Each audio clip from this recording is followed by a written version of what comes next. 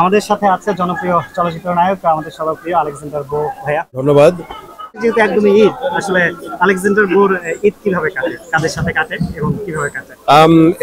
এবার ঈদটা একটু ভিন্ন হবে, যেহেতু আমাদের নির্বাচনের কেন্দ্রিক নিয়ে আমাদের কার্যকলাপ থাকবে। তারপরও আমি বরাবরই সবসময় ঈদের সময় বাড়িতে যাই, আমার মার সাথে আমি ঈদ করি আমার গ্রামের বাড়িতে। হয়তো ঈদের দিনটা থাকা হবে, তারপর আবার নির্বাচনের জন্য আমাকে ঢাকায় চলে আসতে হবে। গ্রামের বাড়িটা কোথায়? আমার গ্রামের বাড়ি মুন্সিগঞ্জ। মুন্সিগঞ্জে। এবং যেটা বলছিলেন যে নির্বাচন নিয়েই কাটবে, তো ঈদ ঘিরে কোনো প্রোগ্রামের আয়োজন রয়েছে কিনা? মানে প্রোগ্রামটা ঠিক, যেহেতু আমাদের শিল্পীদের বাসায় আমরা ঈদের পরের দিন যেয়ে থাকি, দু একজন শিল্পীদের বাসায় যাই। এবার হয়তো আমার ওস্তাদ মানে আমার যারা গুরুজন আছে তাদের মানে সালাম করার জন্য যেতে হবে, দোয়া নেওয়ার জন্য যেতে হবে, এরকম হয়তো যেতে হবে। এবং নির্বাচন, আপনি তো মুন্সিগঞ্জে যেহেতু বেড়ে উঠেছেন, ঈদের কোনো স্মৃতি আছে কিনা আগের, মানে আলেকজান্ডার বো হয়ে ওঠার আগের কোনো স্মৃতি? এবং আপনার নামটি সম্ভবত অন্য একটি নাম ছিল, সেখান থেকে আলেকজান্ডার বো হয়েছেন, সেটা একটু বলবেন? স্মৃতি তো অনেক স্মৃতি আছে। ছোটবেলা শৈশব কৈশোরে তো অনেক ঈদের আমেজ মজা এবং দুঃখেরও কাটে। যেরকম দুঃখের যেরকম শৈশবে সবকিছুই আছে।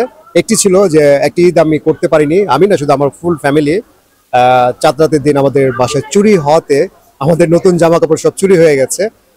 ওটা কেটেছে খুব দুঃখে এবং ওইটাও খুব কষ্টে। সবাই নতুন জামা কাপড় পরে ঈদ করছে, আমরা কেউ নতুন জামা কাপড় পরতে পারছি না। আমাদের নতুন জামা কাপড় চুরি হয়ে গেছে, চোর আমাদের রাতে বাসায় সব থেকে নিয়ে গেছে, যে কারণে ওই ঈদটা স্মরণীয় হয়ে থাকে সবসময়। এবং বাসা সবার সাথে সবাই ঈদ কেটেছে, কিন্তু স্মরণীয় একটি। ফ্যামিলিতে এখন কে কে আছে? আমার মা আছে, আমার ছোট ভাই আছে, আমার বড় ভাই আছে, আমার বোনরা আছে। সহধর্মিণী বা হ্যাঁ, অবশ্যই ওয়াইফ আছে, ওয়াইফ আছে, আমার দুটি মেয়ে সন্তান আছে, আমার সাথেই আছে এবং ভালো আছে আল্লাহর রহমতে। ভাই, ঈদে তো অনেকগুলো সিনেমা মুক্তি লাইনে রয়েছে। বিগত কয়েক বছরের মধ্যে রেকর্ড সংখ্যক সিনেমা মুক্তি পাচ্ছে, প্রায় 13, 14, 15টা এরকম শুনতে পাচ্ছি আমরা। প্রথমে কোন সিনেমাটি দেখবেন একদম বোধ থেকে, যেটা ইচ্ছা দেয়? আমি এখনো ডিসাইড করিনি, তবে দেখবো। ছবি তো অবশ্যই দেখবো, তবে আমি একা দেখবো না। যেহেতু আমাদের নির্বাচনী কার্যকলাপ চলছে, তার মধ্যে সময় বের করে দেখবো। হয়তো প্রথম সপ্তাহে দেখতে পারবো না, পরের সপ্তাহে দেখতে হবে। একটা সিনেমার নাম বলতে হবে যেটা দেখার জন্য আপনি যে সবার প্রথম হয়তো ওটা দেখতে হবে। আমি আমাদের বাংলা চলচ্চিত্র তো অনেক ছবি আছে, তার মধ্যে আমি এখন একটা সিনেমা বললে আমার আরো যারা দর্শক আছে বা আমাদের আরো যারা প্রযোজক আছে সবার ছবি দেখবো না। আমি বেছে দেখবো, 1, 2, 3 তো অবশ্যই হবে। দেখবো আগে কোনটাতে আমার মন টানে। আমি এখন তো জানি না কয়টা ছবি রিলিজ হচ্ছে, আগে দেখে নেই যে কয়টা ছবি রিলিজ হচ্ছে, সেখান থেকে বেছে আমি দেখবো। এখানে একটু প্রসঙ্গে আসছে, যেহেতু শাকিব খানের রাজকুমার আসছে, খুব বড় স্কেলের সিনেমা। এর পাশাপাশি অন্য যে সিনেমাগুলো হচ্ছে, এগুলো আমরা কিন্তু ট্রেলার এই পর্যন্ত দেখেছি বেশ ভালো মানের। তো শাকিব খান যেহেতু হল মালিকটা খুব শাকিব খান কেন্দ্রিক, এটা কি অন্য ভালো সিনেমাগুলোর জন্য একটু রিস্ক হয়ে গেল কিনা ঈদেই নিয়ে আসাটা?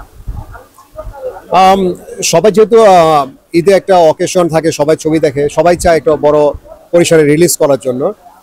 সেই ক্ষেত্রে যদি ঈদে রিলিজ করে, ছোটখাটো ছবি যদি রিলিজ করে, ছবি এখন কোনোটাই ছোট হয় না, যেটাই রিলিজ হবে ঈদে রিলিজ করলে যদি সিনেমা হল পায় এবং অন্য মাধ্যমগুলো যদি পেয়ে যায়, তাহলে আমি মনে করবো ওই ছবিগুলোর জন্য বেটার, কারণ ওগুলো বাজেট খুব কম থাকবে।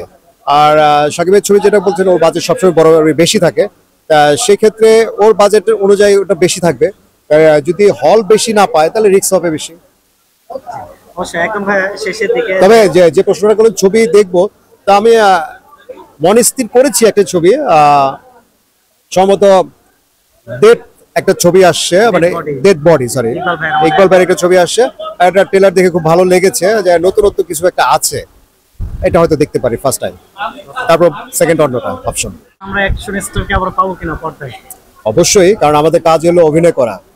আমি এবার মানে যেটাই করবো, অ্যাকশন ধর্মীয় মার্শাল আর্টের উপর একটা ছবি করবো, সেটাতে আমি আবার কামব্যাক করবো। থ্যাংক ইউ ভাই, শুভকামনা রইল আপনার জন্য।